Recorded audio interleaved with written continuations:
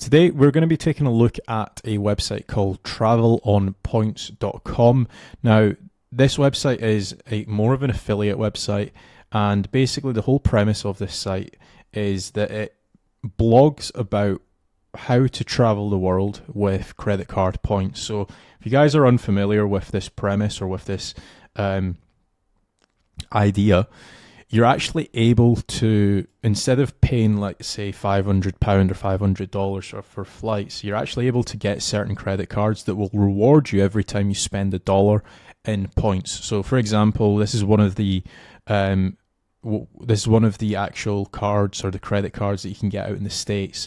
And if we take a look at the fine print here, it basically allows you to, for every $1 that you spend, you get 3 points in dining or online groceries, or you get 2 points on travel, or you get an annual 10% points bonus per dollar spent.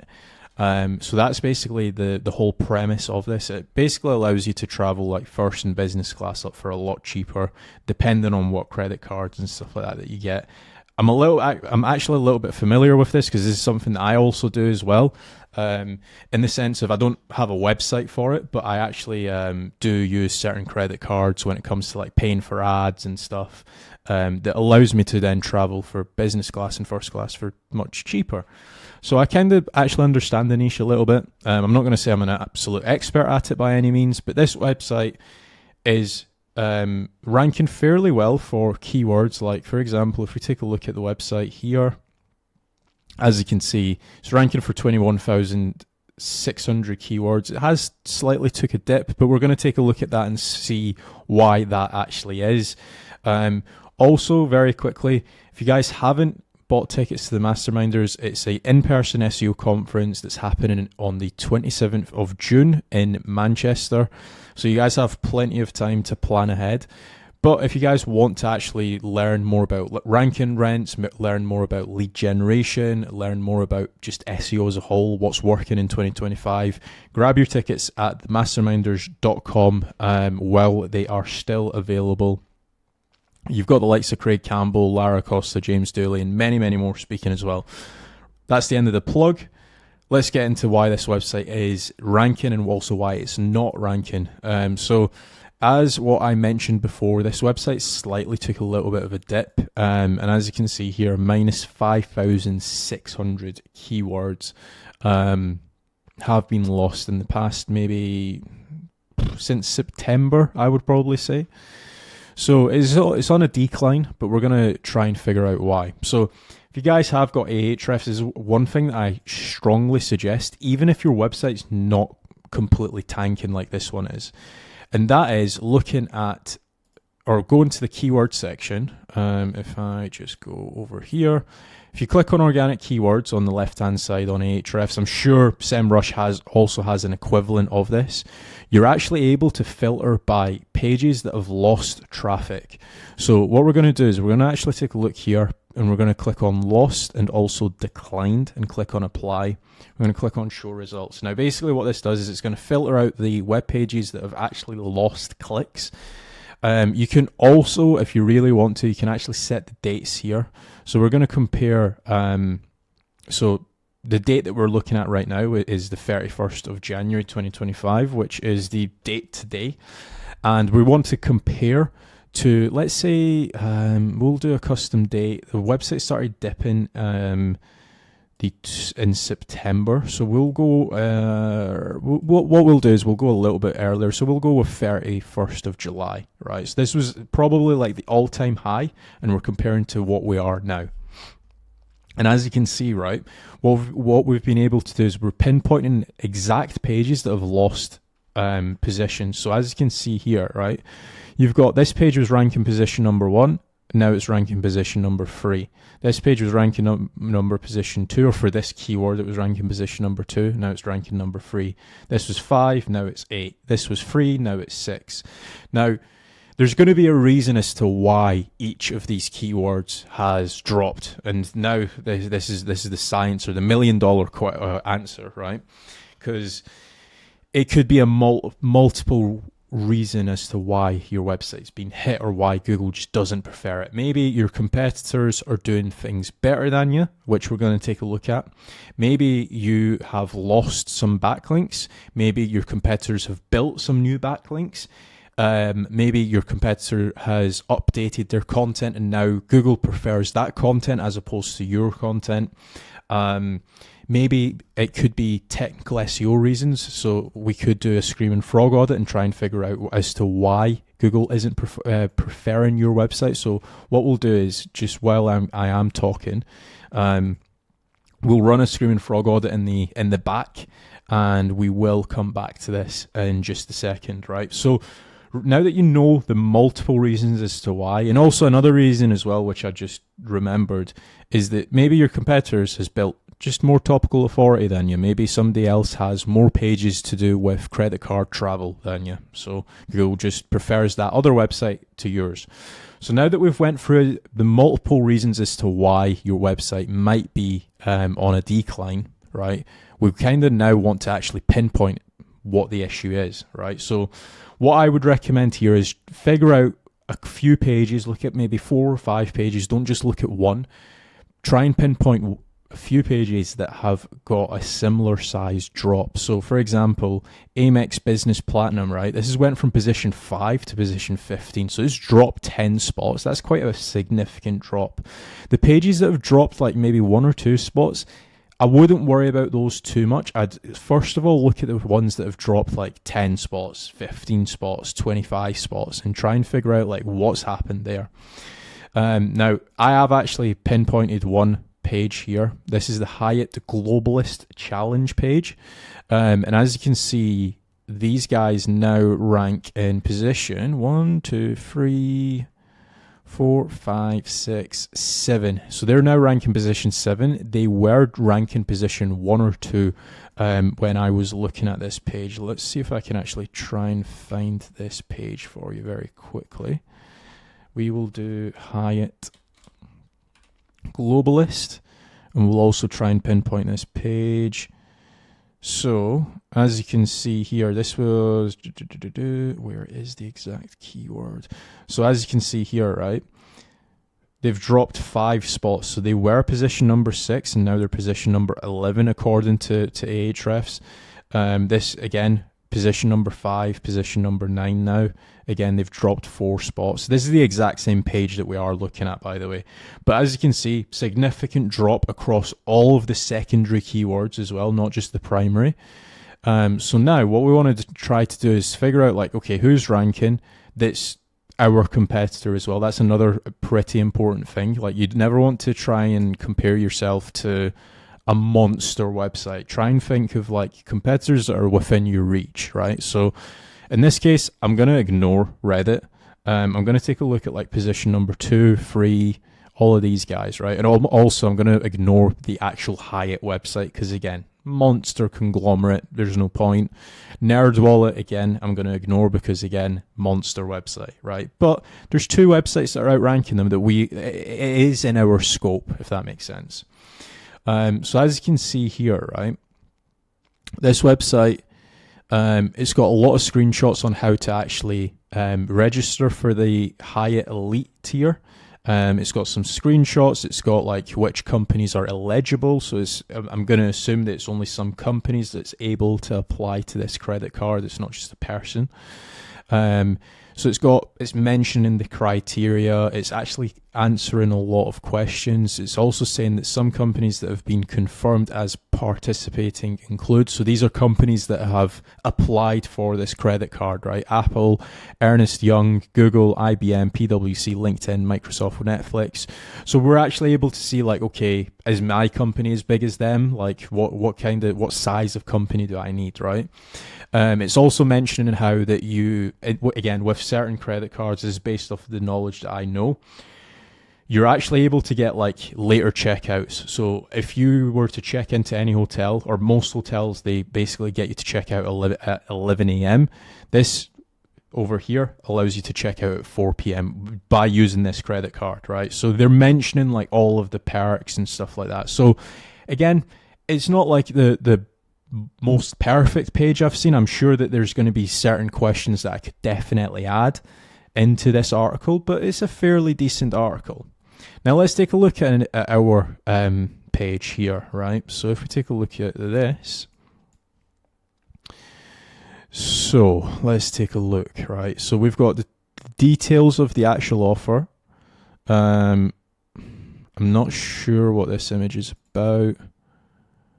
So this is just like a link to, what is this? So this is a link to like which airlines you can actually use with that credit card. And it also links to a 404 page, as you can see here, right? This is like a 404 page. So again, not the best experience. Let's take a look. Terms of offer. What if you already have a status? Hyatt. And then that's the article. So I don't know if you guys feel the same way, but this article is missing a lot of things. Like, okay, what are the perks of getting this credit card? How can I apply to get this credit card? What do I need? What kind of companies can apply? Like this article is just saying like the terms of offer. And if it wasn't for the previous article that we were looking at, I would have thought that this is kind of like a personal credit card. But in this article, it actually does mention that you need to be a company to apply for the World of Hyatt Explorer status. There's also a couple things as well. With certain credit cards, to get the ultimate perks, you need to stay a certain amount of days in a hotel. Now, in this case, it's 20 nights in 90 days. So you need to spend at least 20 nights in the 90-day period to then be able to unlock all of the perks. Again, if I was to just do a Control F, let's see, 90 days. They've actually mentioned 90 days, but let's see if they've mentioned 20 days. See, they've not mentioned 20 days. Again, that's pretty important to mention. So there's certain things like that that's missing on the page. How to get Hyatt Globalist status fast. Again, I'm a massive believer of if you're searching like your keyword in the top here, anything in the people also ask, if it makes sense, obviously don't just do a blind site and just include everything in the people also ask on your page, right? Use some common sense for this. But if there's questions in the people also ask, include those on the page if it makes sense. If you look at some of these questions in the people also ask and you're like, do you know what? None of the SEO tools are telling me to actually include these, but this is actually a very relevant question to that page. I'm going to include it. Another thing as well is you can actually click. I know people are absolutely hating on Reddit and stuff, right? But take a look and see what the questions are on here. Like if there's a Hyatt Reddit subform, take a look at the Reddit subform and actually see like which questions people are actually asking and figure out like, okay, would that make sense to actually include on my page? Another thing that you can also do as well is once you start clicking on these, like, see this question here is actually included in NerdWallet, so it just tells you that people are interested in it. But once you actually start clicking on these people also ask questions, you're going to start getting more questions. So, for example, does Hyatt Globalist reset every year? Now, again, for that status, it probably resets after every 90 days. So that would also be another relevant question to actually include. And again, like what I mentioned before, somebody's actually asked this on Reddit. Now, another thing that you can also do as well, a very little bit of a cheeky tactic, but you can actually do site:/reddit.com and then the keyword that we're actually searching for, right? Space, the keyword that we're searching for, and take a look and see which questions that there are. You can also do, certain things like in title, right? So then you're actually seeing all of the questions. Is that actually, let's see. It should, yeah. So as you can see, we're looking at the question. So we've done our keyword, so site:/Reddit, our keyword, and then in title ? And this is going to bring back all of the questions that's relevant to that, or every page title actually that has a question. Now, might not all work all the time. As you can see, it's a little bit of a riffraff, but you can see like Hyatt Globalist idea check, worth it or not. that could be a very relevant question to actually have. Like, instead of just having a boring conclusion at the bottom of your page, like what these guys have done. And again, I'm not hating on these guys, but instead of just having a conclusion, you could actually have that question be in your conclusion subheading. Then you've got strategies to get globalist. When does the globalist challenge status update take? Then if we click on page 2, does January and February nights count towards 2025 globalist? Again, all of these questions, very relevant to the page. And even the guys that are ranked in position 1, 2, 3, 4, they don't even have a lot of these questions. So that's another way of actually getting questions and including those questions on the actual page. You've also got here, people also search. So again, with the people also search, take the questions in here with a little bit of a pinch of salt, because not all of these would be relevant to actually have on your page. Now, in this case, it does look like a lot of these would actually be relevant, like how to get Hyatt Globalist status, Hyatt Corporate Challenge, Hyatt Globalist Challenge 20 nights, right? So all of these would actually be beneficial, but you wouldn't want to. In some cases, the people also search for, it's not always 100% relevant. So just, again, use common sense for that. You've got Hyatt Globalist questions, and you can also just go through all of these.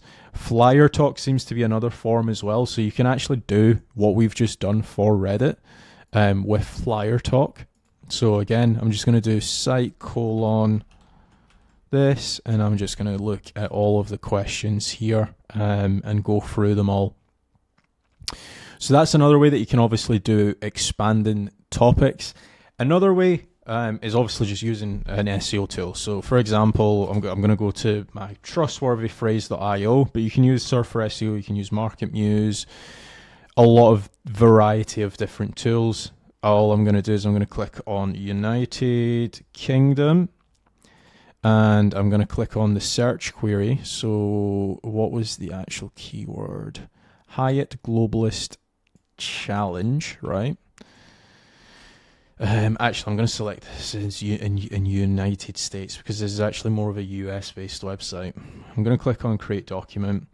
Basically, what this tool is going to do, again, if you've never used it, it's going to go and evaluate all of the ranking websites, and it will tell you which questions, which keywords, and also which secondary keywords that you should also include on the page. Now, if you were going to do this manually, very much a labor-intensive task. Tools like this will allow you to do it for very cheap and also very quick as well. You've also got the likes of like Market Muse.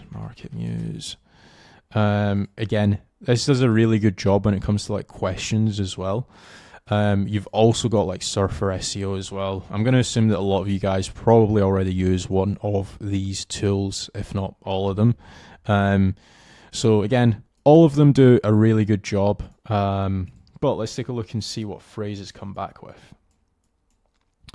So phrase, right? We've got, if we take a look here, so these are basically all of the questions that people also ask, right? So how to get Lifetime Globalist at Hyatt, how to get Hyatt Globalist fast, how does the Hyatt Corporate Challenge work, so on and so forth. Then you've got the actual page structure. So if we take a look at this page here, not the best page structure because they've got like tons of H1, so I would actually just ignore those in some cases. But you've also got the optimized section. So again, the average score of the top 10 ranking results, it's not actually that high. It's only 34 out of 100. So for us to actually get a high score, it's not going to take that much work. It just takes a little bit of time is probably the best way of putting it. But if we were to just copy all of this content, right? Copy this all. And if we just paste this into here, right? As you can see, we've actually got not a terrible score. Maybe we're actually a little bit over-optimized on the globalist status. Again, one thing to bear in mind as well is that if you've got the main keyword mentioned too many times, Google will think that you're trying to gain the algorithm. So in some cases, it's probably best to sometimes reduce the keywords as well. Even though it's green, I understand. But there's certain things like resort fees that we're missing, and that's pretty important because in some cases, the credit cards that you use, again, talking from experience, you can't use the credit card to pay for the resort fees. You actually just need to use like a normal debit card, for example. So I'm guessing that's probably why people of other websites have actually mentioned it. Standard suites. So again, with certain cards, you can actually get a standard suite and you get upgraded to like a penthouse suite or a suite upgrade. And again, there's reasons why there's certain keywords that's missing. So again, just making certain that we've including the correct keywords so Google understands that we're in the right corpus and it ranks us higher for this keyword. I mean, I know it's saying it's 40 out of 100. I think that this is probably a little bit of an incorrect score, mainly because they've got globalist status included a load of times. So it's probably actually showing a higher ranking than what it actually is. But what I would be looking at making certain to do is including the questions, making certain that we've actually got internal links to the page, just good SEO basically. And again, there's a lot of secondary keywords that's actually missing. So even though it's 40 and it's actually above the average, I would still improve this page from a content and from an SEO point of view.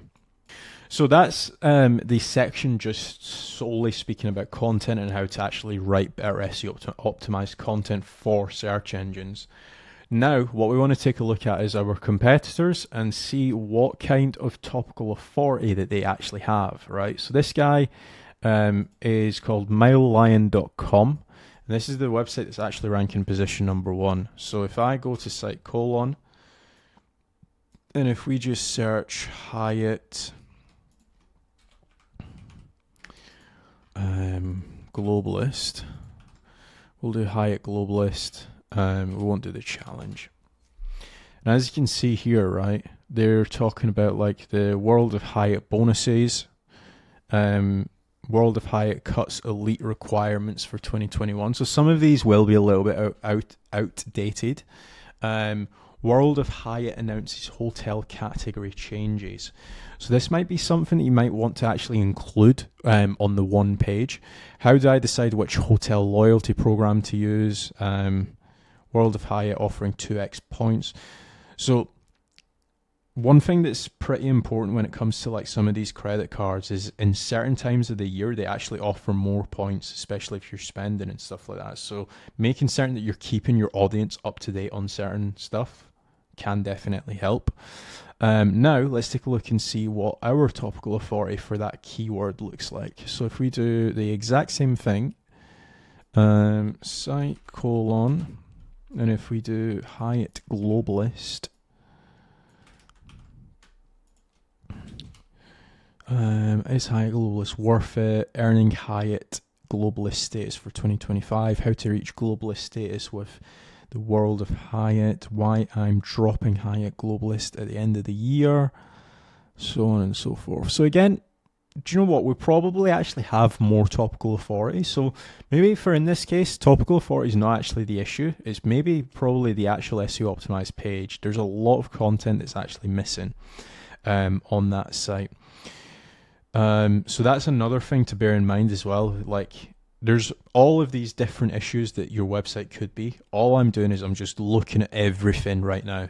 So it might not necessarily be topical authority. In this case, it's probably not. The topical authority in this website, especially for this keyword, it looks totally fine. Now, in this case, this website's taking super long. It's actually been like 25 minutes probably, actually just crawling this website. So in that case, it might not be the best website hosting point of view. So that could be another thing that we might want to dabble into. But one thing that I would be looking at is seeing which pages that page that we are looking at has internal links. So if we take a look at the page, where is it? I've lost it. Here it is here, right? So what we want to do is we want to actually take a look and see this page, right? So it's saying it's got 8 unique in links. And that basically means like internal links from other pages through to that page. Now, as a rule of thumb, the more internal links that a page has, Google deems that as being more important on your website. So if this page or if this website in total has, let's say, 1,500 pages, which I believe it actually has got that amount of pages, that basically tells Google that it's having 8 unique in links is not that important. So that would be another thing that I would be looking at when it comes to building authority. So for this case, right, if I wanted to build more internal links, what I would do is I would do site : and I would just search Hyatt Globalist, right? Very similar to what we were doing before. And any page that actually mentions Hyatt Globalist is probably relevant to internal link to that page that we were looking at before. So what I would be doing is I would be looking at this content and making certain that I'm actually internally linking through to the actual page that I want to. Now, it does look like they are doing something similar, but that page has got a low amount of internal links. So World of Hyatt, bit personal business. So this page, I mean, it's got plenty of internal links, but it's probably just not got enough internal links. So if we were to take a look at a few of these pages, right? Again, this page here, no internal links. It looks like we've got 1, 2, 3 internal links, and this link goes through to their Facebook group. So again, look through all of the pages, because I can guarantee if I was to look at some of the pages that are ranking a little bit lower, there's probably going to be less amount of internal links. And as you can see here, there's like 3 internal links on this page. So just try to gain as much internal links. That obviously makes sense. Don't just force it.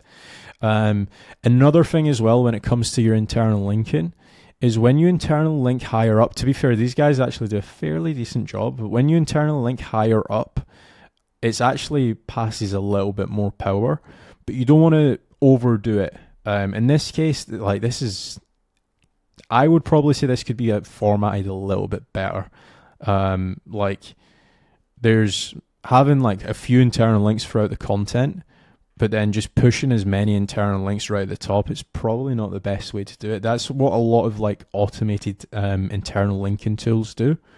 But if you're talking about, like, for example, in this content, right, you've got like a subheading halfway down the page and you're talking about like the requirements of the Hyatt Globalist.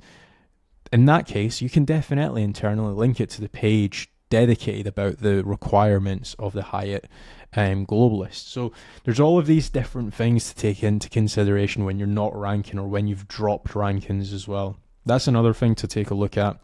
Another thing as well, which to be fair, we've actually not had in this actual audit. Now I reckon this will probably be done in like 2 hours time. So I'm just going to gloss over it. If you guys do want a separate video, just let me know in the comments. But what I would be looking at is the 404 errors on the actual page. Now, this website seems to actually have a lot of them.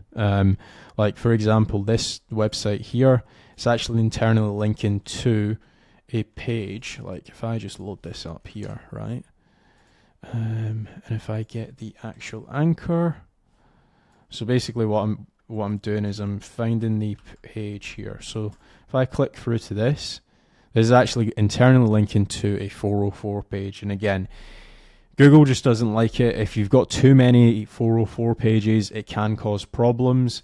Bearing in mind, I've only crawled 60% of the website, and we have got 176 404 or 400 errors, which is 2.26% of the website. So for every 10 pages, there's at least 2 errors so far, and we've only just crawled 60% of the website. So that's probably going to actually increase over time. So again, just making certain that you're technically built right. So now we've covered topical authority. We have covered content gain, so information gain, making certain that we're looking at the people also search questions. and making certain that we've actually included it. We've spoken about SEO, optimized actual content, and making certain that you're including secondary keywords, questions, LSIs. We've touched on internal linking. So that page that we were looking at before, it's only got 8 internal links when it's a 1,500 page website. So build more internal links. We have also covered technical SEO a little bit as well. So making certain that you are building out a technically well-built website that's not got tons of 400 errors. What else? Let's just go back to that page and see what else that we could actually include. So a few things as well is making certain that you've actually got unique images. Like, this doesn't have much to do with actual Hyatt Globalist status challenge. So if we actually take a look, when I try to rank a website, I don't just try to rank the site, I try to rank the video, I try to rank an image, I try to rank everything as much as I possibly can, right? And as you can see here, right, these guys, they've actually ranked the image. So if these guys, this guy's actually ranked the video and the image. So it's kind of like a 2-in-1. So making certain that you're actually using the correct images. Now, this image, like, it's just not even tagged up properly. If we take a look, right, it's called the Hannah Hyatt Maui, or Maui. So it's just got nothing to do. To be honest, this might be an AI image, which again, is this an AI image? I think it is, right? Now, just by having a little bit of text and just by naming it correctly, you're actually able to rank an image fairly easily. So it's not like a super hard thing to do. Like, again, this image is ranking position number 2. Is it a really sexy image? No, it's definitely not. It's a little bit clickbait if you actually ask me. But you need to remember, like, a lot of people, they don't just use the Google search. They also use like Google Images as well. So again, just trying to make certain that you're seen everywhere. You're seen on social media. You're seen on Google search. You're seen on YouTube. You're seen on Google videos. Again, something like this, like Google video or videos are like uploading to YouTube and TikTok and stuff like that. It would actually drive a lot of clicks and a lot of traffic through to your site. But a lot of people don't want to do it because they're just lazy when it comes to actually doing affiliate sites and stuff. But if you can do it, you can definitely future-proof your site. And the weird thing is now, this actually now outranks Reddit. It seems like it's just shifted in the last like 10 minutes or so. So that's quite interesting to see. So ranking images, ranking videos can definitely help. Another thing that we've not even looked at and we've not even touched upon, I know this is getting a little bit longer video, 32 minutes that we're on, is looking at the amount of links that our competitors have, right? So if we actually take a look at the competitive analysis, if we plug in our own website and then if we plug in a couple of our competitors, so we'll look at the Points guy, for example. I want to say this guy's really big on YouTube. I swear I've heard of him before. The Points guy, we will plug in, where was the site that was actually ranking? The Mile Lion as well. I don't know if I've actually been mispronouncing that, but hey. And then we'll plug in a third one. Again, the type of sites that I'm looking at, I want people that are, or websites or competitors that are actually like actual competitors. So there's no point like comparing your site against, let's say, NerdWallet, because they're like probably like one of the biggest, or maybe in the top like 1,000 of websites. So there's no point comparing yourself to them. Same goes with like the Hyatt, and then same goes with like Reddit as well. So let's take a look at, actually, we're going to take a look at the link intersect section. So this is basically backlinks that are pointing through to our competitors that we don't actually have.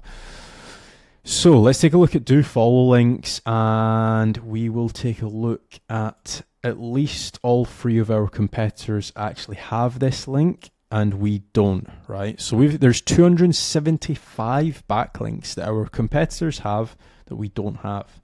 Now, am I saying that you need 275 backlinks to outcompete your competitors? Definitely not.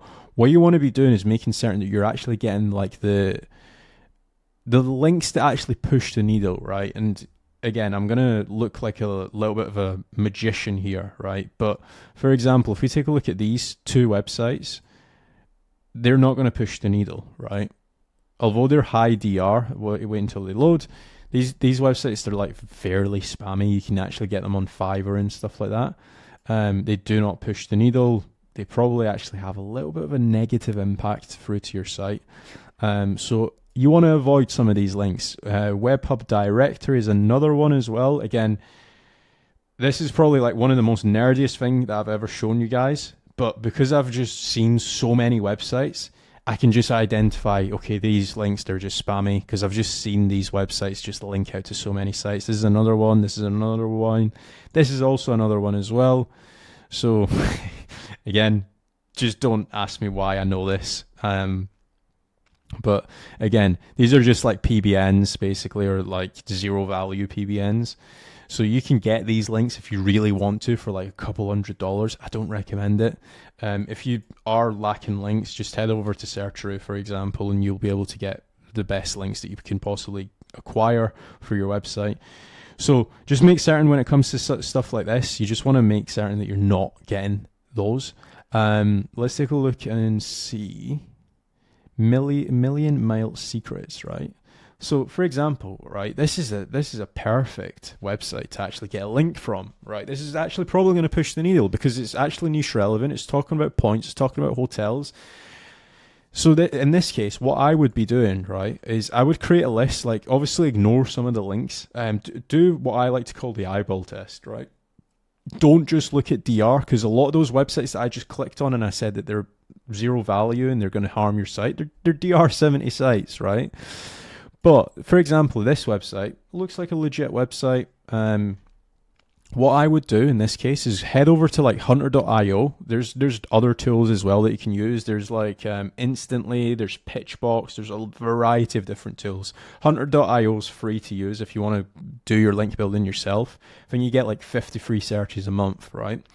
Then head over to company name and then just paste in the domain name, click on the actual website. And as you can see here, we've got access to the actual email. So we can click on find email. The email is info@millionmilesecret.com. Now, you could browse through the website and find that email. I am certain that you definitely could. But is that the best value of your time? Do you actually really want to go through all the sites individually and get all the actual emails? You might not. It might be easier to just export a list of, let's say, 25, 30 backlinks that your competitors have that actually pass power, and then just run it through hunter.io, get all the emails, and then start the outreach process. And the outreach process is literally just emails. Like, it's just a numbers game. So if you want to acquire, let's say, 20 backlinks through to your website, as a rule of thumb, I would probably reach out to maybe 200. That's the amount of numbers that I would be having in the back of my head. That's what we do at Searcheroo as well. Like, as a rule of thumb, the team's KPI to reach out to 1,000 websites every single day, asking for like link placements and stuff. And from the 1,000, so in a week they'll do 7,000.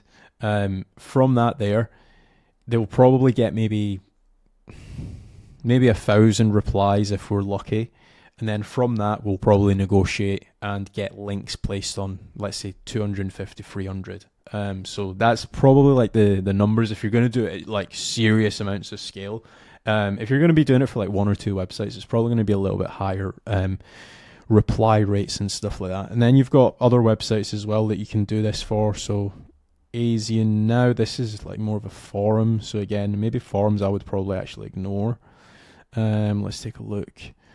God Save the Points. This is another point website. And again, just copy this domain, paste it into hunter.io. You've got the actual emails. This website actually has 5 emails. You can just click on find emails. And then you've got like Gilbert, Michael, Mailbag. You've got Laura. You've got GSTP. So that's how I would be doing the outreach process. Again, what I was mentioning before is you can use tools like Instantly.ai. Let's take a look. Oh, Google. Instantly.